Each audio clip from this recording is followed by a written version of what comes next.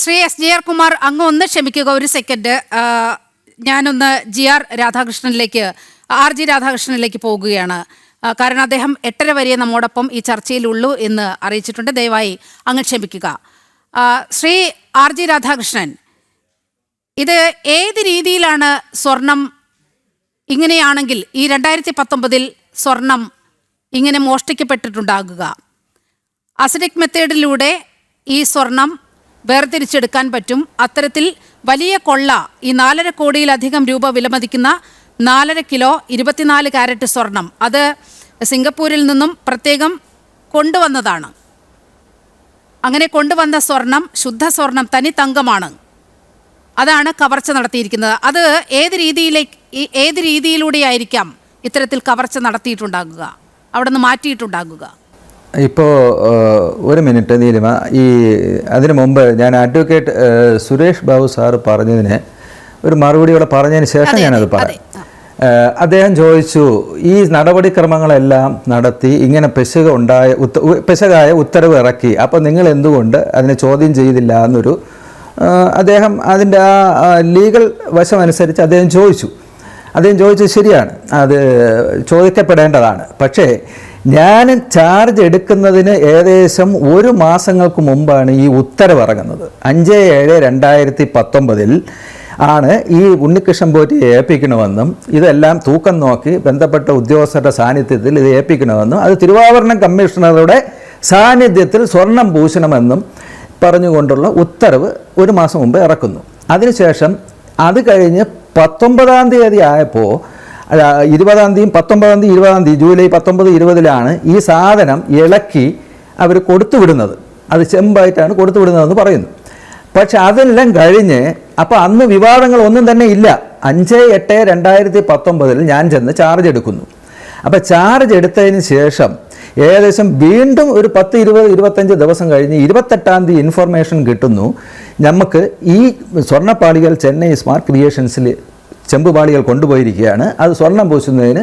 അപ്പോൾ സ്വാഭാവികമായിട്ടും നമ്മുടെ നിയമവ്യവസ്ഥകൾ അനുസരിച്ച് ഒരു സാധനം ഇപ്പോൾ ഏത് ക്ഷേത്രത്തിലായിരുന്നാലും സ്വർണമോ വെള്ളിയോ അതുപോലെയുള്ള ഉരുപ്പടികൾ അത് റിപ്പയർ ചെയ്യണമെങ്കിലോ അതിന് വേണ്ടുന്ന ചേരുവകൾ ചേർത്ത് ഉണ്ടാക്കണമെങ്കിലോ എന്ത് ചെയ്യണമെങ്കിലും തിരുവാഭരണം കമ്മീഷണർ സാന്നിധ്യം വേണം.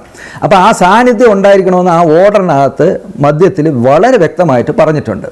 അപ്പോൾ അങ്ങനെ ഒരു ഓർഡർ അപ്പോഴാണ് ഈ 5/7/2019 ഓർഡർ നമ്മൾ എടുക്കുന്നതും അതിൽ പറഞ്ഞിട്ടുള്ള കാര്യങ്ങൾ ശരിയാണെന്ന് മനസ്സിലാക്കുന്നതും. അങ്ങനെയാണ് നമ്മൾ ചെന്നൈയിൽ പോകുന്നത് 29-ാം തീയതി, ഓഗസ്റ്റ് 29-ാം തീയതി. അപ്പോൾ ഇത്രയും പ്രോസസ്സ്, അതായത് ഞാൻ വരുന്നതിന് മുമ്പ് ഇത്രയും പ്രോസസ്സ്, ഓർഡർ 5/7/2019 ഇറക്കുന്നു, 19-ലും 20-ലും ജൂലൈയിൽ ഈ സാധനം പൊളിച്ച് പുള്ളിയെ ഏൽപ്പിക്കുന്നു, ഈ പുള്ളി സാധനം അവിടെ കൊണ്ടുപോകുന്നു. അപ്പോൾ ഇതെല്ലാം കഴിഞ്ഞിട്ട് സാധനം അവിടെ ഇരിക്കുകയാണ്. അപ്പോൾ സ്വാഭാവികമായിട്ടും നമ്മളുടെ പറയുമ്പോൾ നമ്മളെ ഡ്യൂട്ടി എന്ന് പറഞ്ഞു കഴിഞ്ഞാൽ നമ്മൾ അതിൻ്റെ സൂപ്പർവിഷൻ ചെയ്യുക എന്നുള്ളതാണ്. അപ്പോൾ അതിൻ്റെ ബേസിൽ ആ ഉത്തരവ്, ആ ലൈനിൽ പറയുന്ന ഉത്തരവ് ഞാൻ ശിരസ വഹിച്ച് അവിടെ പോയി എൻ്റെ നടപടിക്രമം ഞാൻ പൂർത്തിയാക്കി.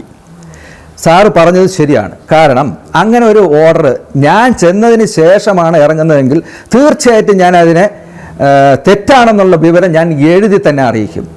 അങ്ങ് ഒരു കാര്യം മനസ്സിലാക്കണം, ഞാൻ ഇതുപോലുള്ള പല ഉത്തരവുകളും ബോർഡ് കോമ്പൗണ്ടിൽ ഞാൻ ഡെപ്യൂട്ടി കമ്മീഷണറായിരുന്ന് ജോലി ചെയ്തിരുന്ന അവസരത്തിൽ ഈ ബോർഡ് ഇറക്കിയിട്ടുള്ള പല ഉത്തരവുകളെയും ശക്തമായി വിമർശിച്ചുകൊണ്ടും ആ പറഞ്ഞിരിക്കുന്ന കാര്യങ്ങൾ തെറ്റാണെന്ന് അറിയിച്ചതുകൊണ്ടും എന്നെ ശിക്ഷണ നടപടി എന്നുള്ള നിലയ്ക്കാണ് എന്നെ ഈ തിരുവാഭരണം കമ്മീഷണറേക്ക് മാറ്റിയത്. കോമ്പൗണ്ടിൽ ഒഴിവുണ്ടായിട്ട് അതിനു മുമ്പേ അവിടെ നിന്നും എന്നെ മാറ്റി ഡെപ്യൂട്ടി കമ്മീഷണർ തിരുവനന്തപുരത്തേക്ക് മാറ്റി. ഇതെല്ലാം ചെയ്ത് അത് പല വിവാദങ്ങളുണ്ട്, അത് ചാനലുകളിലൊക്കെ വന്നതാണ്, അതിനെക്കുറിച്ചൊന്നും ഞാൻ കടക്കുന്നില്ല, അതവിടെ നിൽക്കട്ടെ. അതാണ് ഈ സാഹചര്യം ഉണ്ടായത്. അല്ലെന്നുണ്ടെങ്കിൽ ഞാൻ ചെന്നതിന് ശേഷമാണെങ്കിൽ അത് തീർച്ചയായിട്ടും ആ ഓർഡറിനെ ചലഞ്ച് ചെയ്ത് ഞാൻ റിപ്പോർട്ട് കൊടുക്കുക തന്നെ ചെയ്യുമായിരുന്നു. ഇത് കൊണ്ടുപോകാൻ പാടില്ലെന്നും റൂളിൽ ഇങ്ങനെ വ്യവസ്ഥയുണ്ടെന്നും അത് തെറ്റാണെന്നും ഞാൻ പറയുമായിരുന്നു. പക്ഷേ അതിനുള്ള സാഹചര്യം എനിക്ക് കിട്ടിയില്ല.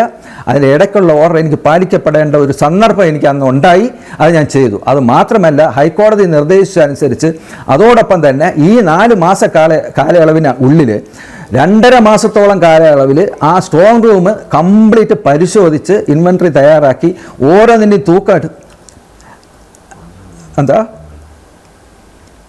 അപ്പോൾ ഞാൻ പറയട്ടെ, അപ്പോൾ അത് അങ്ങനെ ഇൻവെൻറ്ററി തയ്യാറാക്കേണ്ട ഒരു ചുമതല ഉണ്ടായിരുന്നു. അത് 10-300 പേജുള്ള റിപ്പോർട്ട് തയ്യാറാക്കി ഞാൻ ഹൈക്കോടതി കൊടുത്തു.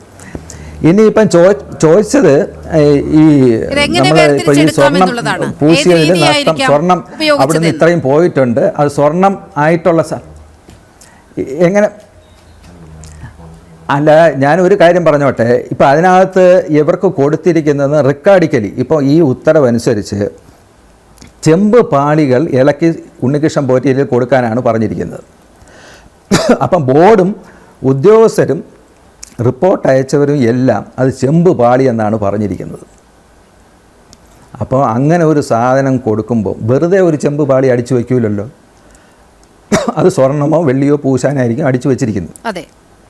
അപ്പോൾ ആ സാധനം അതിന് മുമ്പേ നഷ്ടപ്പെട്ടു പോയിരിക്കാനാണ് സാധ്യത എന്നാണ് ഞാൻ മനസ്സിലാക്കുന്നത്. എന്നിട്ട് അയാൾ ഹൈദരാബാദിൽ കൊടുത്ത് പുതിയൊരു മോൾഡ്, ഈ മോൾഡ് കൊണ്ടുപോയി പുതിയൊരു സാധനം ഉണ്ടാക്കി കൊണ്ടുവന്നു എന്നാണ് ഇപ്പം ചാനലുകളൊക്കെ പറയുന്നത്. അതുമായിട്ട് കൂട്ടി നോക്കുമ്പോൾ ഈ സാധനം അത് ഇളക്കിയെടുക്കുന്നതിന് മുമ്പേ തന്നെ ഇത് പോയിരിക്കുന്നു, അല്ലെങ്കിൽ ഇളക്കിയെടുത്ത് അത് മാറ്റിയതിന് ശേഷം ചെമ്പ് തകിട് കൊടുത്തിരിക്കുന്നു എന്നാണ് അനുമാനിക്കേണ്ടിയിരിക്കുന്നത്.